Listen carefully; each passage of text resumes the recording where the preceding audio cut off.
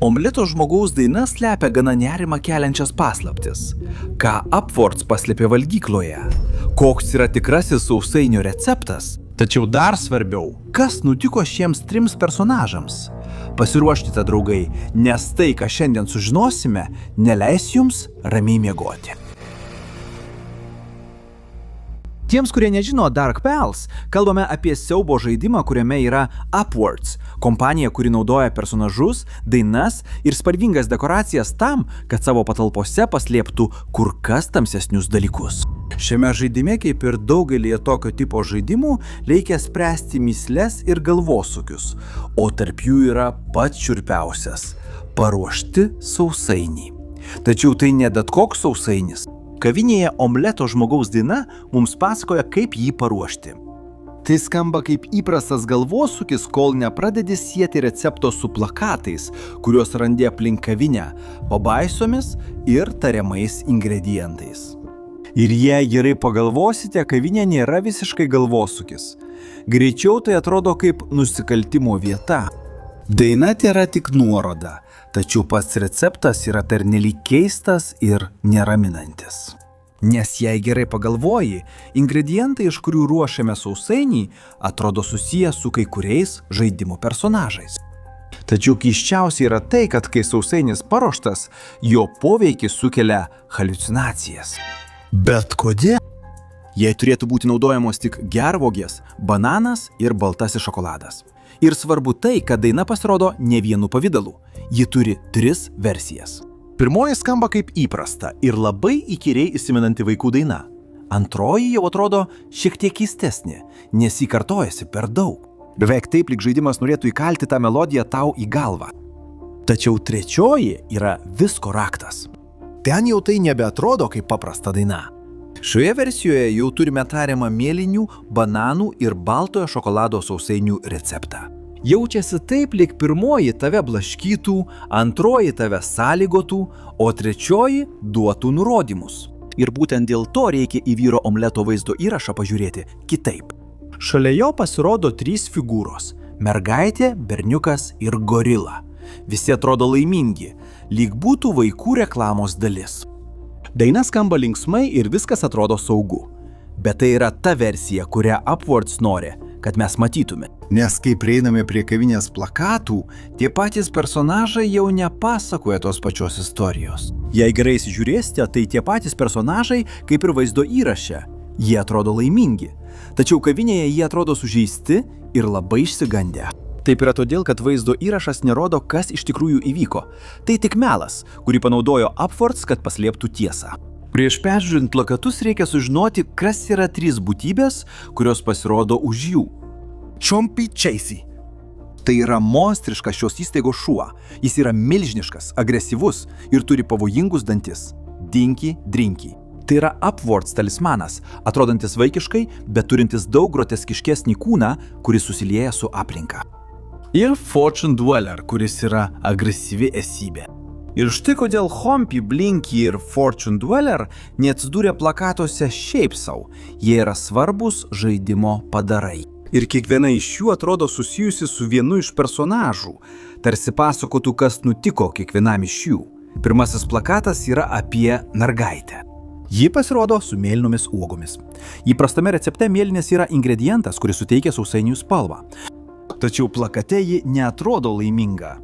Jos akys raudonos, suknelė supriešyta, o ant rankos yra žymė, tarsi kažkas būtų ją įkakandęs. Ir tiesiai už jos stovi Chompy Chasey išsižiojęs. Panašu, kad Chompy galėjo būti susijęs su tuo, kas nutiko mergaitei. Galbūt jis ją įkando, kad ji paklustų Upwards nurodymams. Su gorila yra kažkas panašaus. Jis pasirodo su bananais. O bananas yra sausainio pagrindas, tarsi pagrindinė recepto dalis.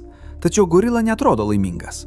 Iš tikrųjų jis atrodo išsigandęs. O fone pasirodo Binky, pasislėpęs tarp džiunglių. Tai galėtų reikšti, kad vietoj banano sausainio pagrindui buvo panaudota gorilos mėsa. O su vaiku ryšys dar aiškesnis. Jis siejamas su baltuoju šokoladu, kuris yra sausainio viršuje. Tačiau kaip ir mergaitė bei gorila, jis turi raudonas akis, randą ir susivėlusius plaukus. O už jo pasirodo Fortune Dweller. Ir turime prisiminti, kad šis monstras yra susijęs su akimis, o vienintelis trūkstamas ingredientas yra šokoladas. Taigi, jei Fortune Dweller pasirodo už berniuko, tai mums parodo, kurią jo dalį panaudojo receptui. Žaidimas mums tiesiogiai nesako, kas nutiko mergaitei, gorilai ir berniukui, bet palieka pernelyg aišku modelį. Kiekvienas personažas buvo panaudotas kaip ingredientas. Ir visa tai susijęs su piktąja saule. Ar kada nors susimąstėte, kodėl pikta saulė? Matote, teatre saulė iš pradžių pasirodo kaip nekaltas ir vaikiškas draugas. Tačiau, kai atsiskleidžia tikrasis Upwards veidas, jos išraiška pasikeičia. Lyg kažką slėptų. Todėl jį pasirodo plakatuose, stebėdama iš už veikėjų. Lyg atstovautų netikrą laimės versiją, kurią Upwards naudoja, kad paslėptų tai, ką padarė. Ir štai čia receptas pasidalyja į dvi dalis. Gražioji, su mėlynėmis bananais ir baltuoju šokoladu, ir tamsioji, kurioje yra čompi ekstrakto, sugedusios mėsos ir akių. Taigi, jei viską sudedame, matome mergaitę susijusi su mėlynė. Tai recepto spalva, o už jos pasirodo čompi. Tada randame čompi ekstraktą toje pačioje vietoje. Gorila susijęs su bananu, kuris yra sausainio pagrindas, o jo plakate pasirodo pinki. O tikrame recepte tas banano pagrindas iš tikrųjų pakeičiamas sugedusią gorilos mėsa. O berniukas susijęs su baltuoju šokoladu, užpilu. Už jo pasirodo Fortune Dweller. O šokoladas būtų to mažylio akys. Ir keli iš tų ingredientų nėra matomi plika akimi. Jie yra vietose, į kurias gali patekti tik įgaliotas personalas. Bet kaip? Kodėl? Juk tai tik sausainiai, ar ne? Čia pasirodo ponas Omletas. Jis neatrodo kaip monstras. Jis labiau primena draugišką talismaną, kuris dainuoja, šypsosi ir tave veda. Kad niekas neįtartų siaubingų dalykų, kuriuos darė Upwards. Be to, daugelis visiškai nepastebėjo, kad kai jau turi visus sausainio ingredientus, pačiame procese įvyksta kažkas labai įtartino. Tu pasirenki, ką dėti ir įjungi mašiną. Gerai, iki čia viskas aišku. Tačiau sausainis nėra baigiamas tavo akivaizdoje. Jis patenka į zoną, kurios nematome. Lyg svarbiausia proceso dalis turėtų būti paslėpta. Ir tai, mano draugai, nemanau, kad yra gerai. Nes jei receptas būtų įprastas, nebūtų ko slėpti. Jie leidžia mums pasirinkti ingredientus, bet niekada neleidžia pamatyti, ką prideda pabaigoje. Ir kai pagaliau suvaldome sausainį, žaidimas praktiškai patvirtina, tai nebuvo įprastas maistas. Nes personažas ne tik apsvaigsta ar pasijunta blogai. Jis pradeda haliucinuoti ir galiausiai praranda sąmonę.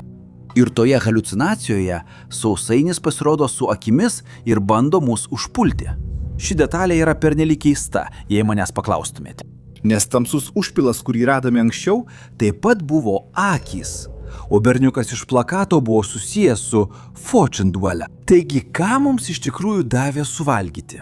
Na, mano draugai, ši teorija atsirado ne šiaip savo. Iš tikrųjų turime užuominų ir iki šiol turime dainą, kuri pateikia tariamą receptą.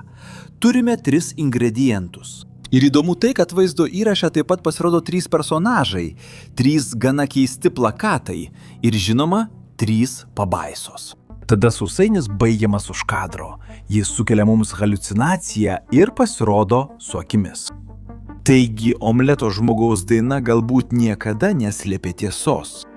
Galbūt jis mums tiesiog pasakojo visą nusikaltimą tik kaip vaikišką dainelę.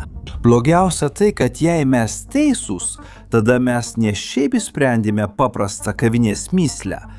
Mes netgi pakartojome tą siaubingą receptą. Žaidimas verčia mus ieškoti ingredientų. Daina mums pasako, kuriuos naudoti. Plakatai atrodo įspėja mus apie tai, kas nutiko tiems personažams. Ir vis tiek mes sekėme receptą iki galo. Upwards ne tik paslėpė baisų nusikaltimą, jis pavertė jį daina ir sausainiu, o mes suvalgėme įkalčius. Pats baisiausias dalykas yra tai, kad viskas buvo prieš mūsų akis nuo pat pradžių. Taigi pasakykite man, ar sausainis privertė mus haliucinuoti, o gal tik parodė, ką iš tikrųjų suvalgėme? Skaitysime jūsų komentarus ir susitiksime kitame vaizdo įraše.